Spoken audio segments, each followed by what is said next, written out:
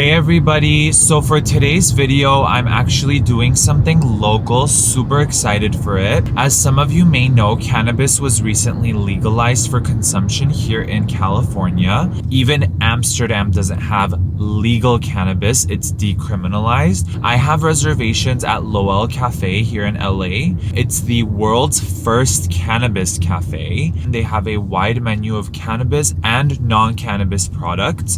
They're a full restaurant as well. So after Lowell Cafe, my friend and I are gonna head over to the Museum of Weed, and it really just runs through the history of cannabis production and legalization and all that stuff. So let's go on and pick up my friend and do this.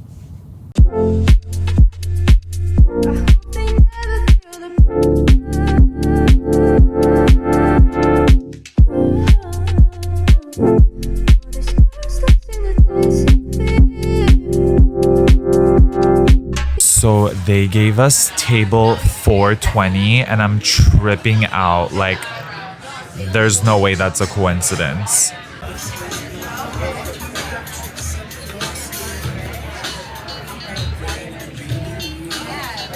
So they have a regular food menu, not cannabis infused, and then they have the cannabis menu, sort of like a drink menu. I guess it's vape, and then it'll go through different sections. This one says pre-roll, and then pre-roll packs, and then so on and so forth. Okay, you guys, so I got the lemon lavender.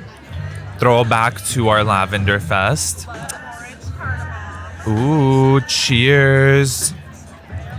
Okay, you guys, so I got the cannabis infused matcha tea chocolate. There's 2 squares in here, 5 milligrams of THC each.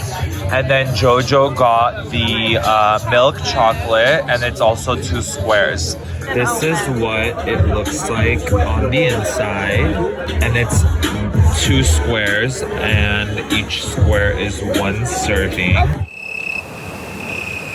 Okay, so you know how I do. My friend Jojo got me into affogatos, and this is gonna be perfect to sort of wake me up. Okay, you guys, look at this line. Well, it's actually way shorter than what it was earlier, but people are waiting to get seated. Okay, you guys, so we just left the cannabis cafe. The waitress was telling us about how they're gonna start serving breakfast soon, which is really exciting. And also, there's this whole policy where you have to consume everything on their premises. And even if you don't, or if you're taking anything with you, technically, I'm not allowed to take anything with me. Because it's all supposed to be consumed on the premises, just like you would at a bar. You can't buy a bottle of wine and just walk out with it. And then she also talks about how they're gonna start doing an alcohol license. I think it's just wine and beer. And you can only consume that in a different part of the restaurant. You can't do both cannabis and alcohol. And hope you guys enjoyed that. So let's head over to the museum and see what they have to offer.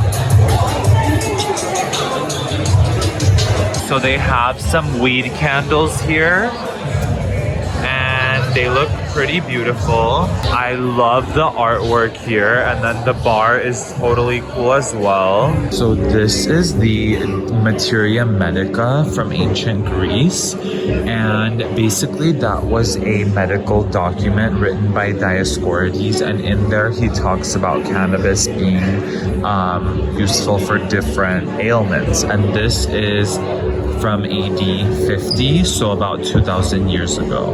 Apparently George Washington had a hemp farm but there's no conclusive evidence that Washington ever smoked weed.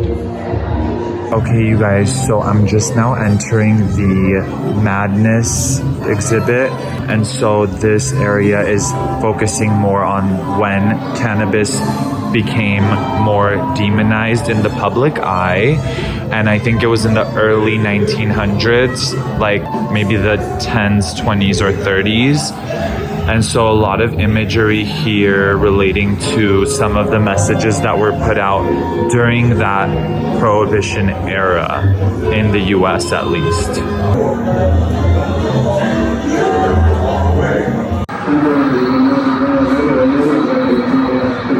America's public enemy #1 in the United States.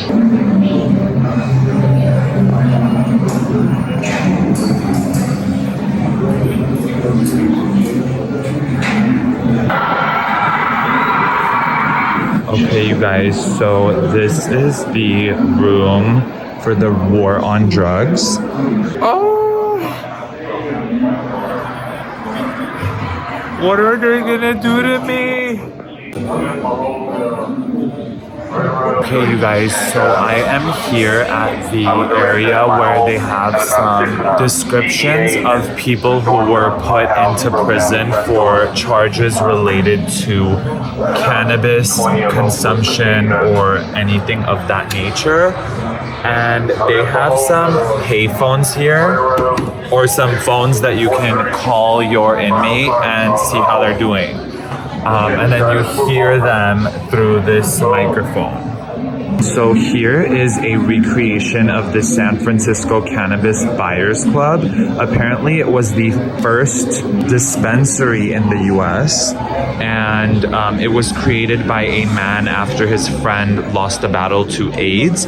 And so apparently it's a club-based dispensary, membership-based, and it had about 8,000 members. And so it's pretty cool that this was, you know, one of the first dispensaries and getting people access to the form of healing that they had chosen at that time. Oh my God, I don't think you're supposed to do that. And then look at my wall. Those are so totally all of his bongs, you guys.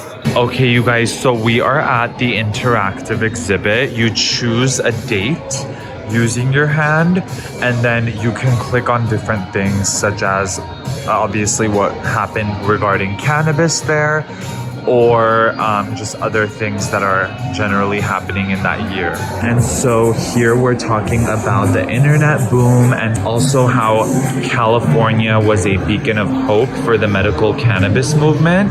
It's funny because in the earlier exhibit, it talked about how California was the first to prohibit marijuana. So it's kind of interesting how California is always the first to do something.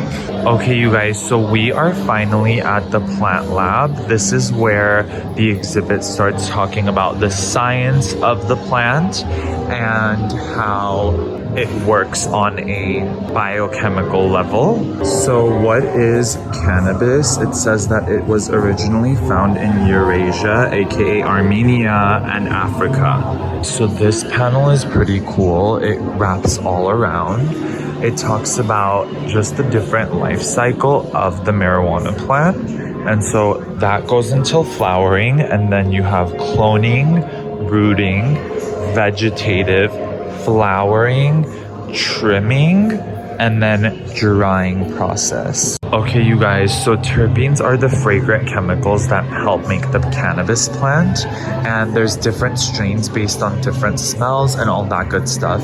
And so here we have all of the main terpenes, and they allow us to smell them. Okay, so this area talks about the endocannabinoid system and how these cannabinoids interact with your internal cannabinoid system to achieve different physical effects. THC and CBD are the most well-known, but there are over 100 more phytocannabinoids in the cannabis plant. Just like endocannabinoids, phytocannabinoids interact with the same receptors, helping our brains and bodies maintain homeostasis. For those of you who don't know, I actually went to school at Humboldt State for my undergrad, and that's an area where there's a lot of cannabis cultivation. In fact, the #1 county that produces marijuana in the entire country is Humboldt County, so I feel very connected to the plant. Okay, you guys, so debate time. Is the sides of your car considered the trash can? Because I have always thought it was, and that's how I use it. What do you guys think? Not trash. Debate in the comments below.